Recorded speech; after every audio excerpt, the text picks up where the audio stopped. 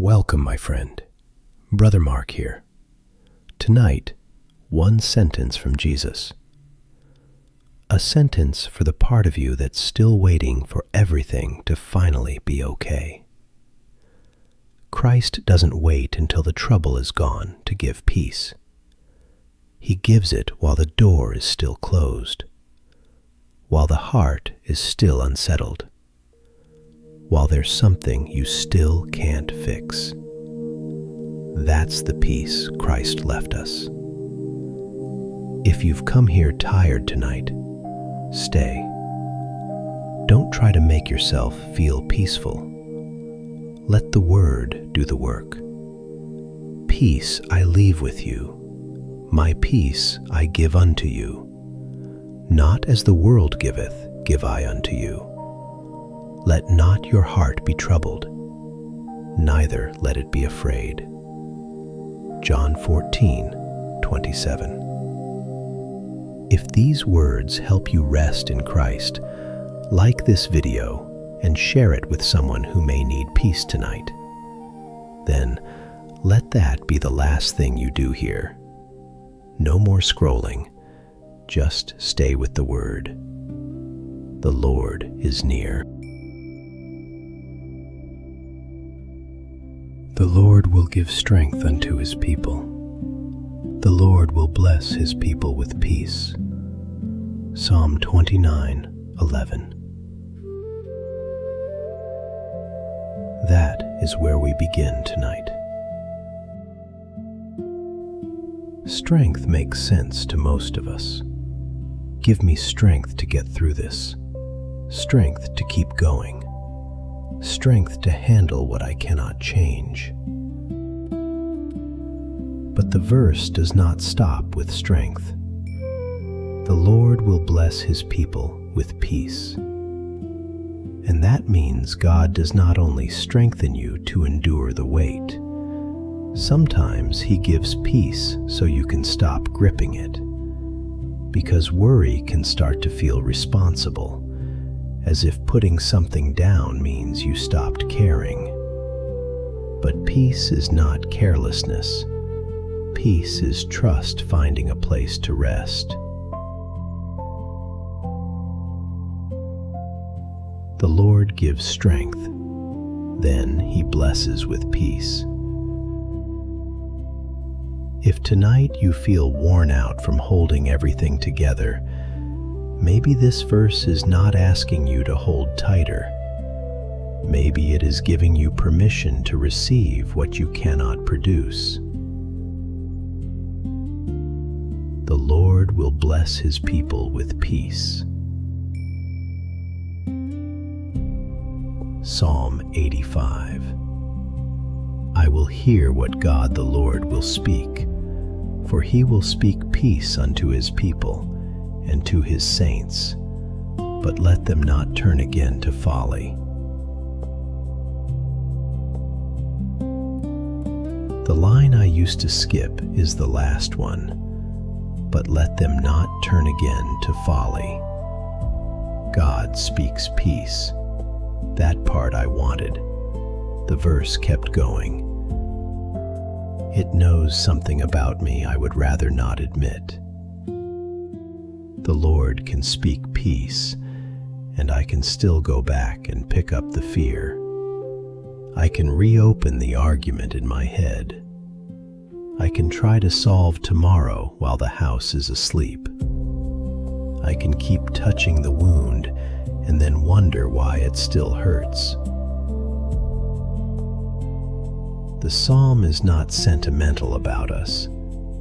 God speaks peace, and we still have old roads back into unrest. Tonight, do not walk that road again. You already know where it goes. It gets louder. You get smaller. Nothing gets healed. Hear what God the Lord will speak. Let him have the next word. Psalm 119. Great peace have they which love thy law, and nothing shall offend them.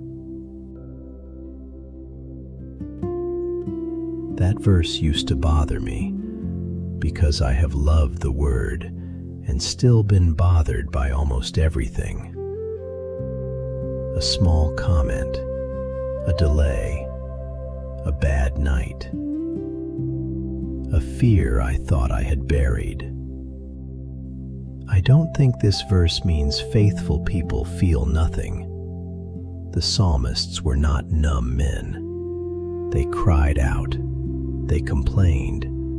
They asked God how long. Maybe nothing shall offend them means something deeper. Not that nothing touches you, but that nothing has to take you all the way down. The Word gives the soul a floor, and when the soul has a floor, the night does not have to become a pit. Great peace have they which love thy law. Stay with the Word. Let it become the ground beneath you. And now, hear again the words of Christ. Peace I leave with you, my peace I give unto you. Not as the world giveth, give I unto you. Let not your heart be troubled, neither let it be afraid.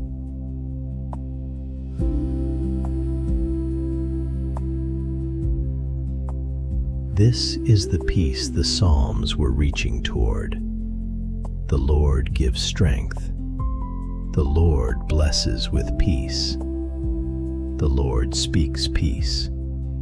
The Word gives the soul a place to stand. And then Christ says, my peace I give unto you. Not peace in general, not a religious mood. His peace. The peace of the Son. The peace of the one who knows the Father. The peace of the one who can enter a locked room and say, peace be unto you.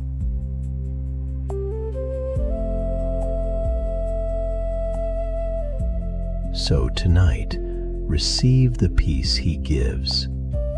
Do not manufacture it. Do not perform it.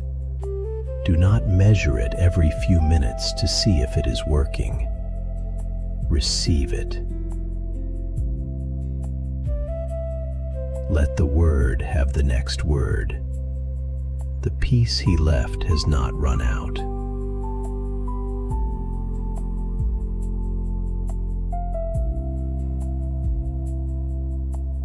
John 20. Mary Magdalene came and told the disciples that she had seen the Lord, and that he had spoken these things unto her. Then the same day at evening, being the first day of the week, when the doors were shut where the disciples were assembled for fear of the Jews, came Jesus and stood in the midst, and saith unto them, Peace be unto you. And when he had so said, he shewed unto them his hands and his side. Then were the disciples glad when they saw the Lord.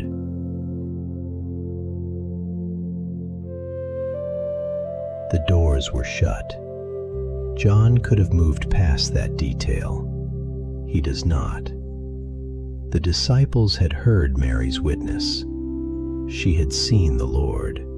She had told them. And still, by evening, the doors were shut.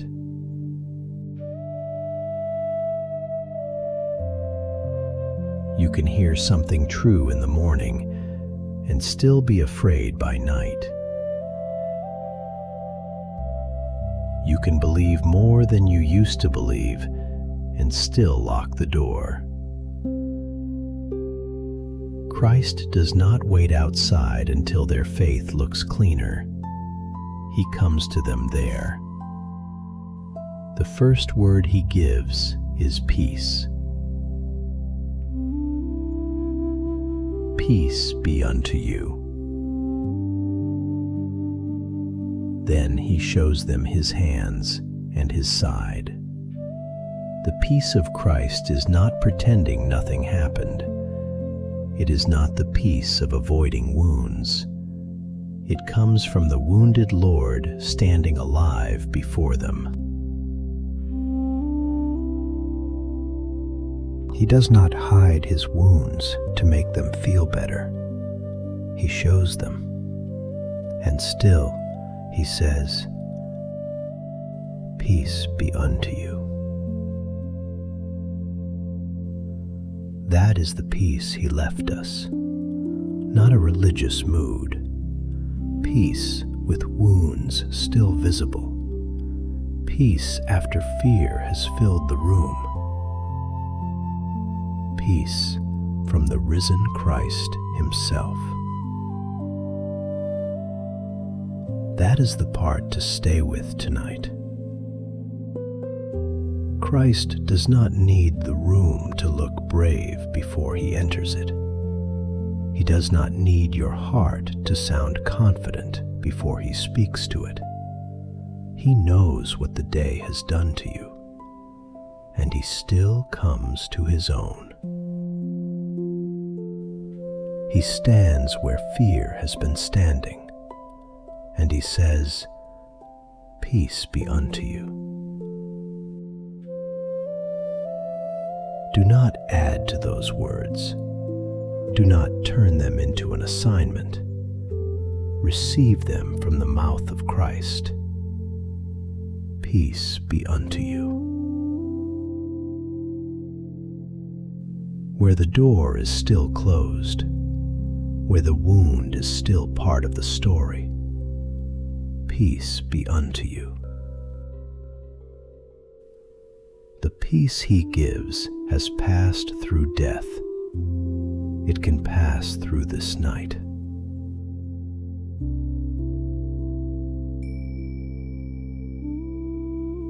Ezekiel 34. And I will make with them a covenant of peace, and will cause the evil beasts to cease out of the land, and they shall dwell safely in the wilderness, and sleep in the woods. That last line is strange. Sleep in the woods. Most of us do not picture peace that way. We picture peace as getting home, a locked door, a familiar bed, a place where nothing can reach us. But the Lord says his people will sleep in the woods. Not because the wilderness suddenly becomes easy, because his promise is there too. God does not only give peace in places that already feel safe.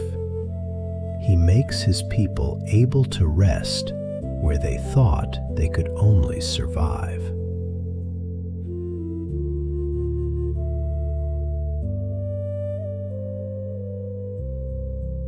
There are nights when your own room can feel like wilderness. Nothing dramatic has to happen. You are in your bed. The lights are out. But inside, you are still watching for something, still listening for what might go wrong, still bracing. And the promise of God comes into that place. They shall dwell safely in the wilderness and sleep in the woods.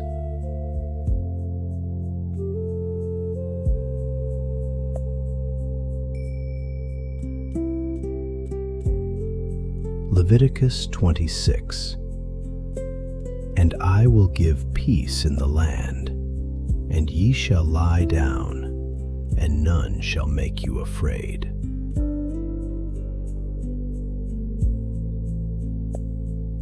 I will give peace, and then ye shall lie down.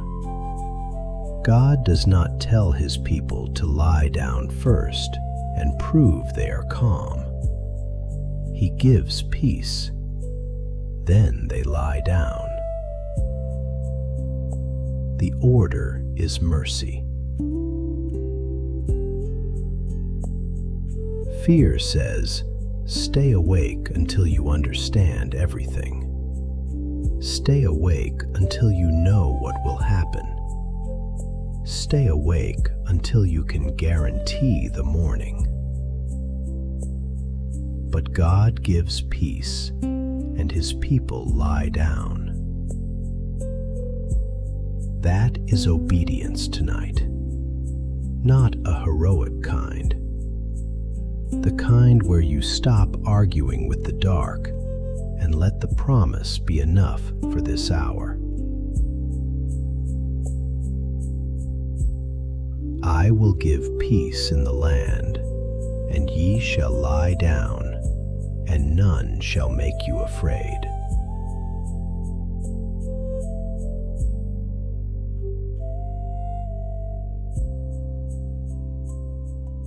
None shall make you afraid. That does not mean nothing will ever make noise in the woods. It means fear does not get to be Lord over the night. Christ is Lord. The shepherd is Lord. The one who makes a covenant of peace is Lord.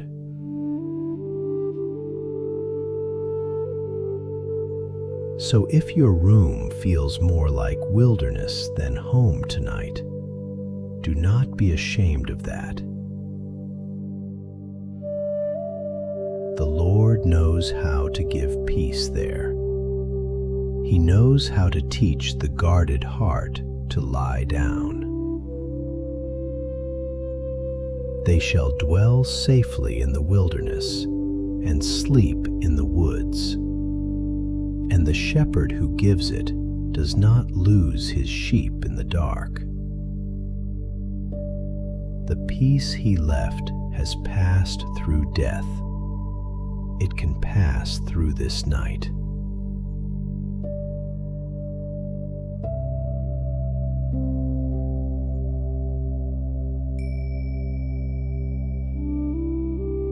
Isaiah 32. And the work of righteousness shall be peace, and the effect of righteousness, quietness, and assurance forever.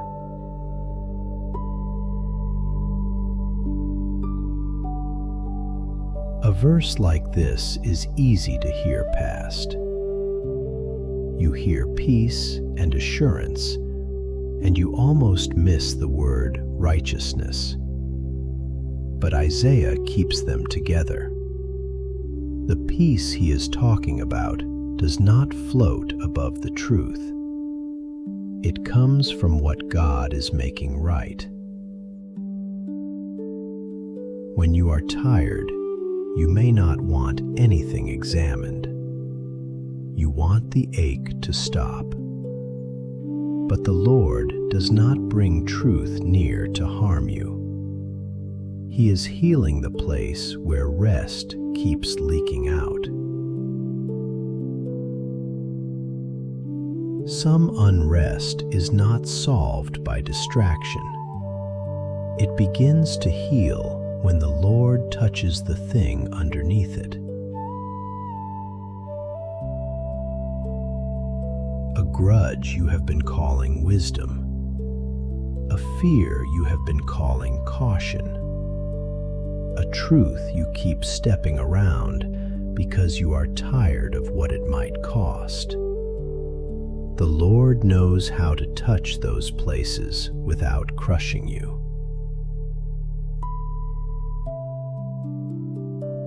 That is part of his peace. And the work of righteousness shall be peace, and the effect of righteousness, quietness, and assurance forever.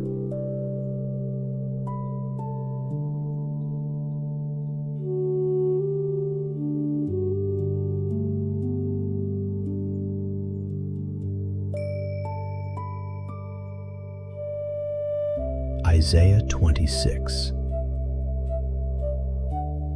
Lord, thou wilt ordain peace for us, for thou also hast wrought all our works in us.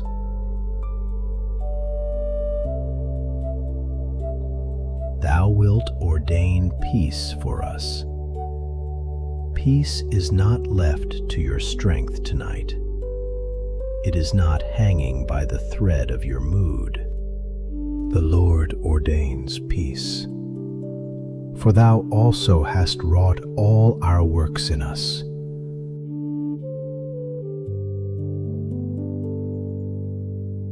God is not only speaking peace over you, He is working peace into you. Slowly, deeper than you can see. That is why some nights feel strange. You ask God for rest, and He brings up something honest. You ask Him for peace, and He shows you the place where you have been divided. It can feel like the opposite of comfort. It is how comfort becomes real. The Lord is not trying to make you impressive. He is making you whole. If you feel unfinished tonight, you are. You are unfinished in the hands of God, and He knows what He is making. Lord, thou wilt ordain peace for us, for thou also hast wrought all our works in us.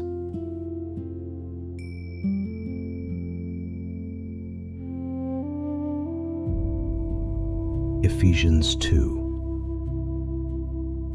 For He is our peace, who hath made both one, and hath broken down the middle wall of partition between us. For He is our peace. Paul does not say Christ brings peace. He says Christ is peace. That changes what I do with the fear when it comes back. If peace is only something I feel, I can lose it in a minute. One thought returns, and I start checking whether the peace is still there. But if Christ Himself is our peace, then peace is not hanging on the condition of my mind tonight. It rests on Him. For He is our peace. Paul is speaking about a real wall, a real separation, a real hostility that Christ has broken in His flesh.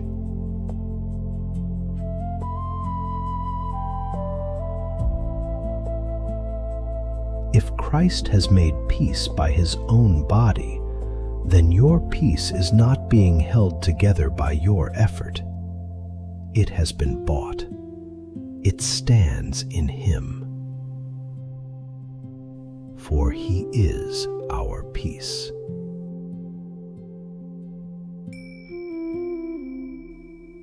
Philippians 4. Those things which ye have both learned and received and heard and seen in me, do, and the God of peace shall be with you.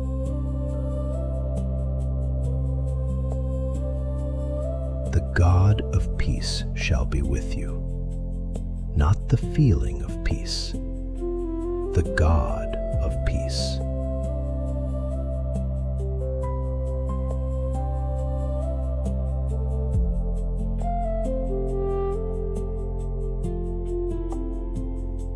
Sometimes we ask God to send peace, as if peace could arrive without Him.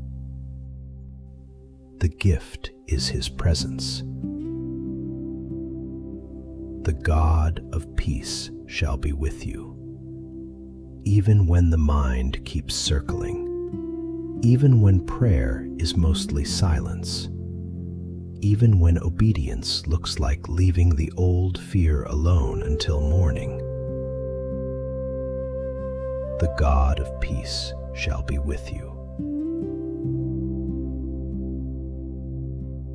Peace I leave with you. My peace I give unto you. He does not hand you calm from a distance. He gives himself, the risen Lord, in the room. That is why this night does not have to be carried by your strength. Your body and mind may both be tired. Tomorrow may still have questions waiting in it. But peace is not held together by your grip. It has a person, for he is our peace. And the God of peace shall be with you.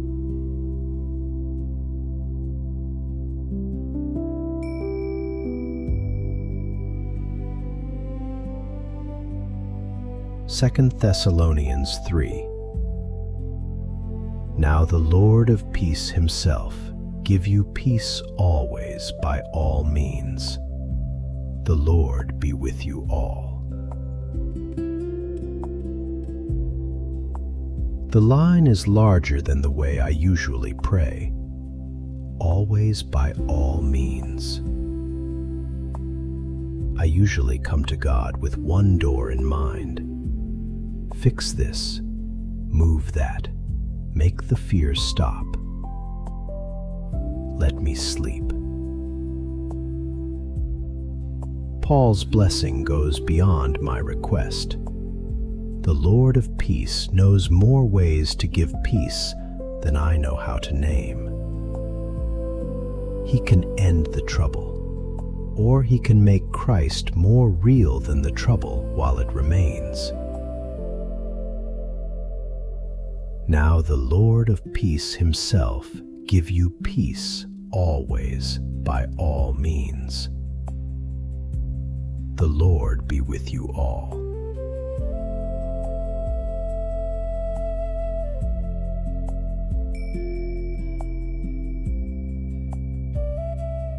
Luke 1. To give light to them that sit in darkness and in the shadow of death, to guide our feet into the way of peace.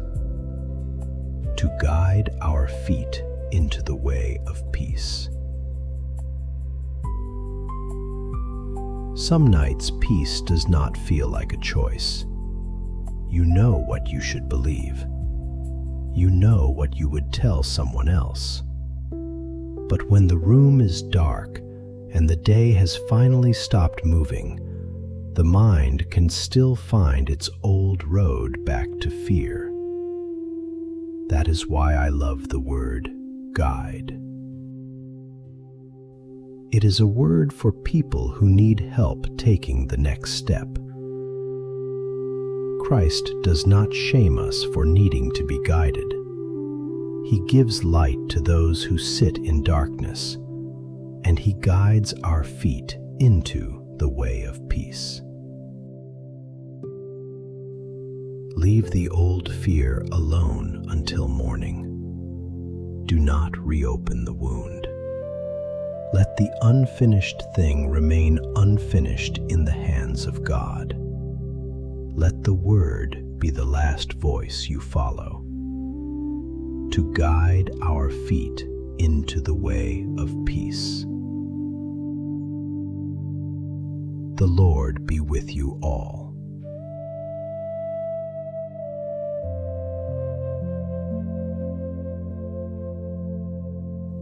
Thomas a Kempis writes, My son, I have said, peace I leave with you. My peace I give unto you. Not as the world giveth, give I unto you. All men desire peace, but all do not care for the things which belong unto true peace. That second sentence is the one that gets under the skin. All men desire peace, Of course we do. No one has to teach a tired person to want relief. But wanting peace is not the same as wanting the things that make peace true. I can ask Christ to calm my heart while still protecting the very habits that keep it unsettled. A Kempis does not flatter us there. He tells the truth with almost no decoration. All men desire peace, but all do not care for the things which belong unto true peace. A little later he writes, "Thy peace shall be in much patience."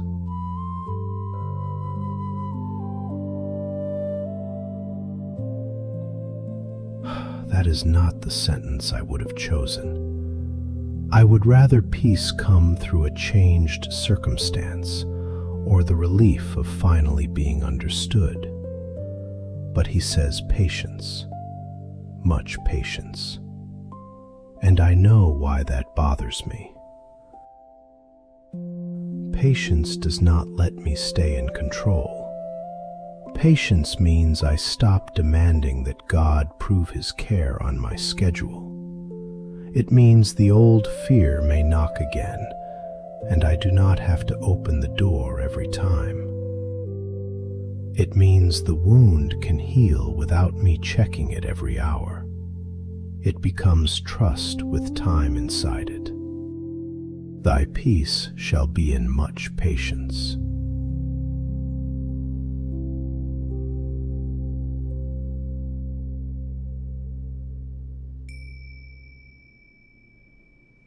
Augustine prayed, O Lord God, give peace unto us, for thou hast given us all things, the peace of rest, the peace of the Sabbath, which hath no evening.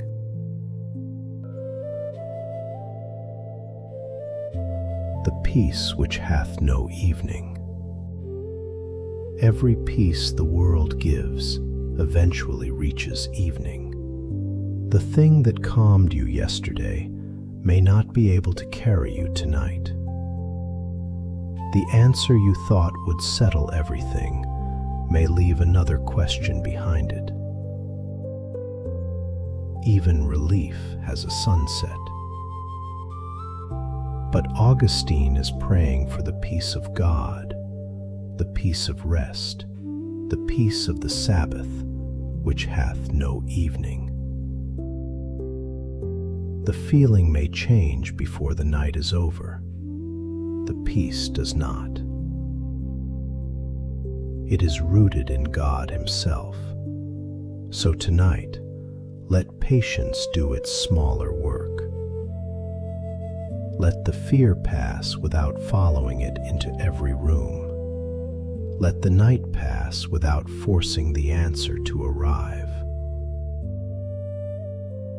The Lord knows how peace grows in a human soul. He is not in a hurry with you. Peace I leave with you, my peace I give unto you. Not as the world giveth, give I unto you. All men desire peace, but all do not care for the things which belong unto true peace. Thy peace shall be in much patience. O Lord God, give peace unto us, the peace of rest, the peace of the Sabbath, which hath no evening.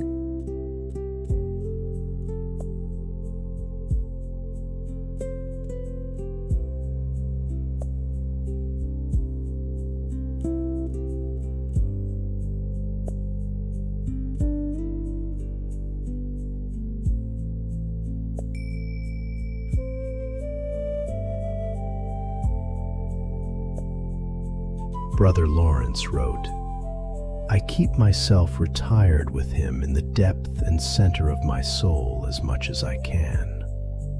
While I am with him, I fear nothing. While I am with him, I fear nothing. I do not think he means fear never knocked. Fear knocks on holy people too. A thought can come in as a visitor, and by midnight, I have made it the owner of the house. The worry starts small. Then I answer it. Then I feed it more evidence. By the time I finally want peace, I have already given the fear more attention than I gave to God. I keep myself retired with him in the depth and center of my soul as much as I can. That sounds like a man returning. He is describing return, not perfection. Again and again, back to the Lord. So tonight, when the fear knocks, you do not have to host it. You do not have to answer every thought that arrives. You can return to Christ in the depth and center of the soul. No speech has to be impressive. No feeling has to be forced. Stay with him as much as you can.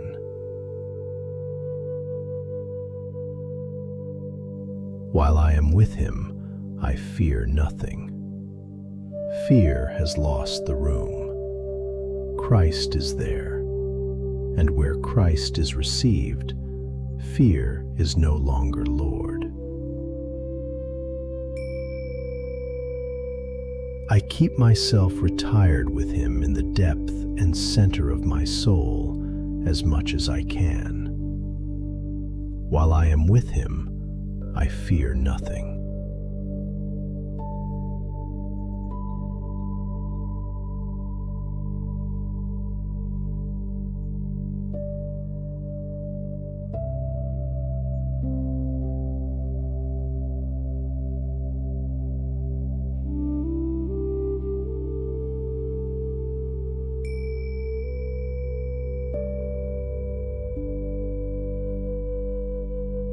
John Woolman wrote, I was made quiet in thy will, and I waited for deliverance from thee. Thou hadst pity upon me when no man could help me.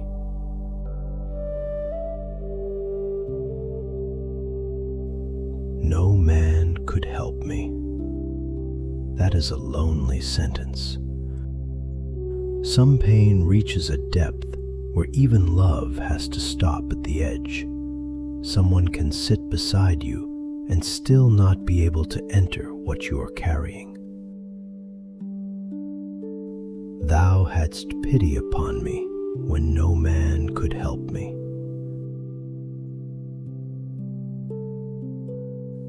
When no man could help, God was not absent. He had pity. That word can sound small now. It is not small here. It is mercy bending low enough to reach a man where human help cannot reach him. Woolman also says, I waited for deliverance from thee. That waiting is not the same as lying awake and rehearsing the hurt. That kind of waiting only circles the room. Woolman's waiting had an address. He waited for deliverance from the Lord. And while he waited, he was not abandoned. Thou hadst pity upon me. You do not have to make everyone understand what you are carrying.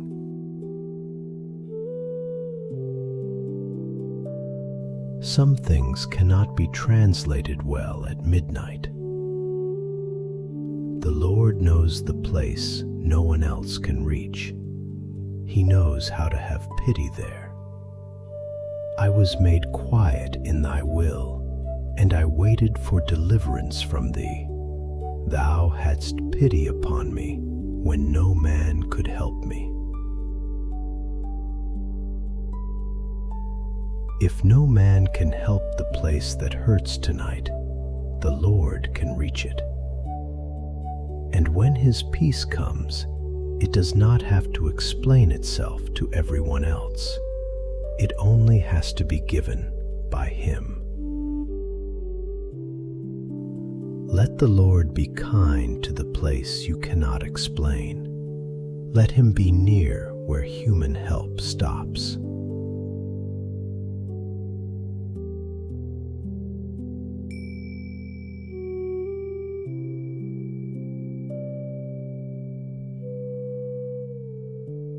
George MacDonald wrote, "Be at peace, because peace is at the heart of things. Peace and utter satisfaction between the Father and the Son, in which peace they call us to share."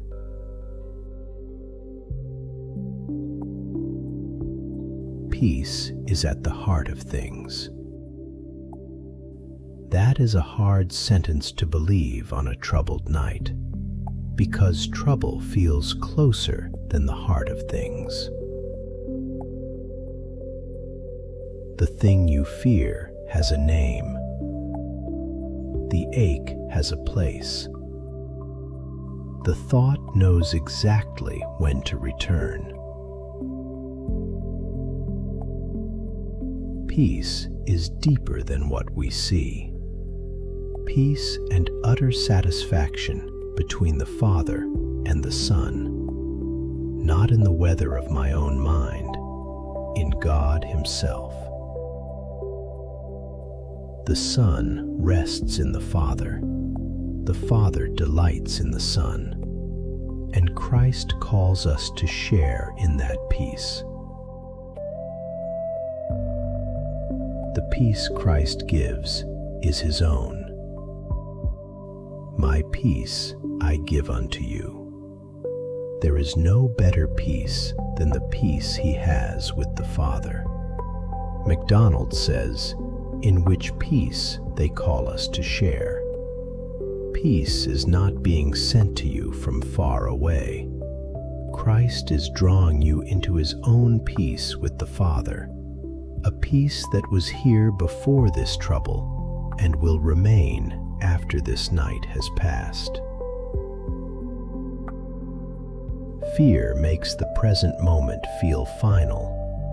Christ tells the truth better. He says, "Peace I leave with you, my peace I give unto you." Peace is at the heart of things.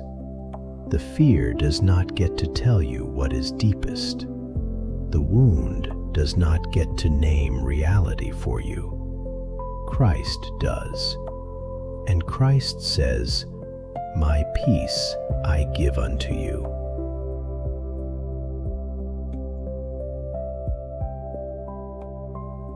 If the surface is still restless, do not mistake the surface for the whole sea. The thought that keeps returning is not the deepest thing in you. There is a deeper life than the ache you brought into this room. Peace is at the heart of things because Christ is there.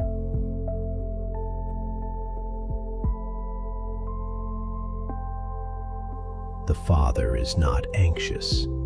The Son is not uncertain. The Spirit is not late. And the life of God has room for you.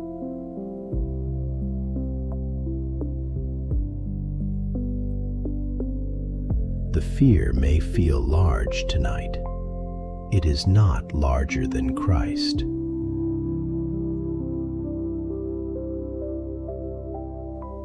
Be at peace, because peace is at the heart of things. Peace and utter satisfaction between the Father and the Son, in which peace they call us to share.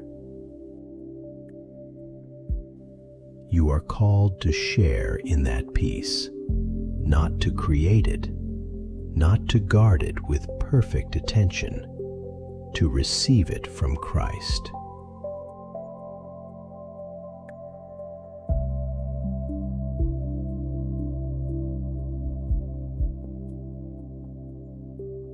The Christ who entered the locked room and showed his wounds is the one who says it still.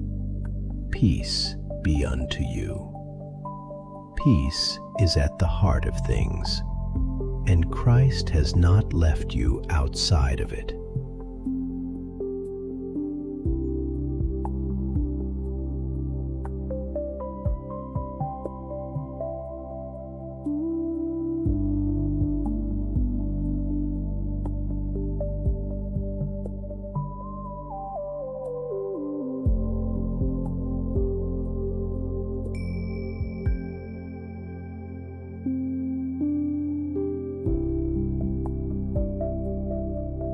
A Psalm 4. I will both lay me down in peace and sleep, for thou, Lord, only makest me dwell in safety.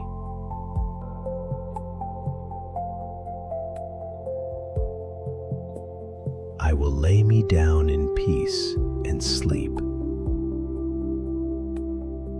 The Lord makes him dwell in safety. That is enough for sleep.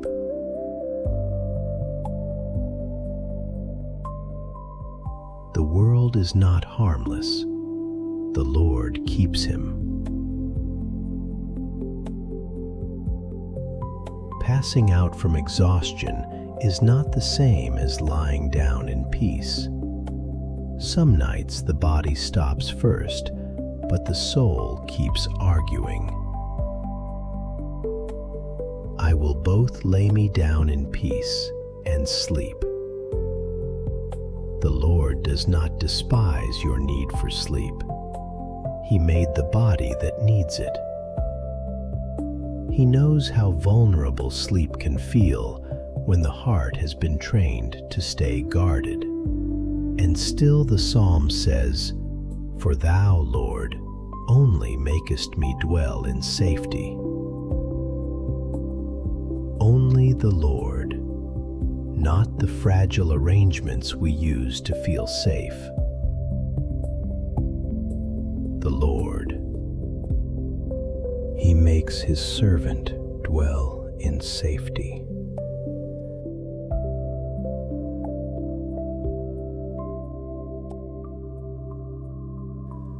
So tonight, the last work is to surrender it, not to solve it. Lie down under the care of the one who does not sleep.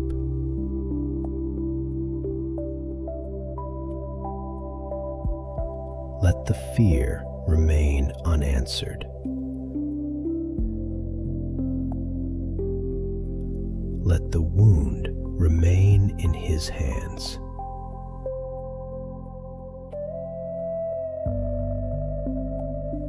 Let the unfinished thing stay unfinished until morning.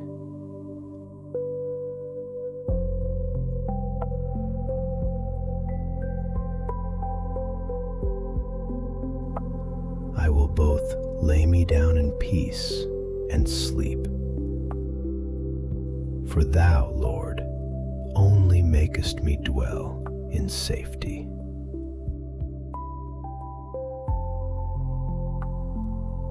No more reaching for another thought. No more turning the fear over to see if it has changed. Let the night stop explaining itself.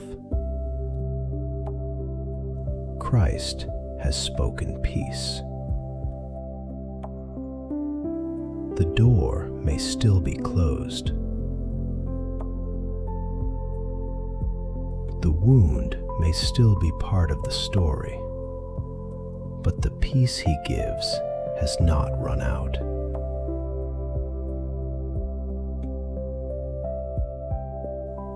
He stands where fear has been standing. He knows how to teach the guarded heart to lie down. He is healing the place where rest keeps leaking out. And if no man can help the place that hurts tonight, the Lord can reach it.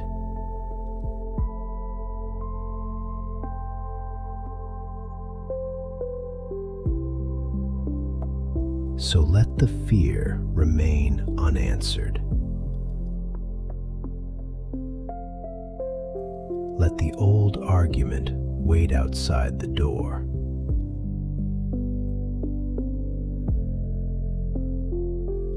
Let the wound remain in his hands.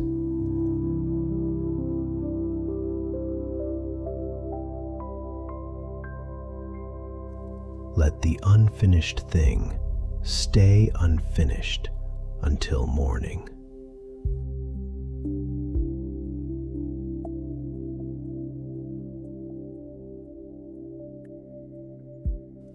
Let the word be the last voice you follow. Peace I leave with you. My peace I give unto you. Not as the world giveth, give I unto you. Let not your heart be troubled, neither let it be afraid.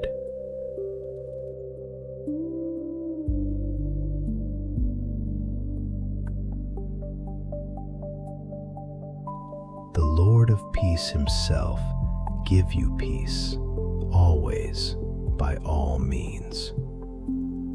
The Lord be with you. Lie down under the care of the one who does not sleep. The peace he left has passed through death. It can pass through this night. Good night, my friend.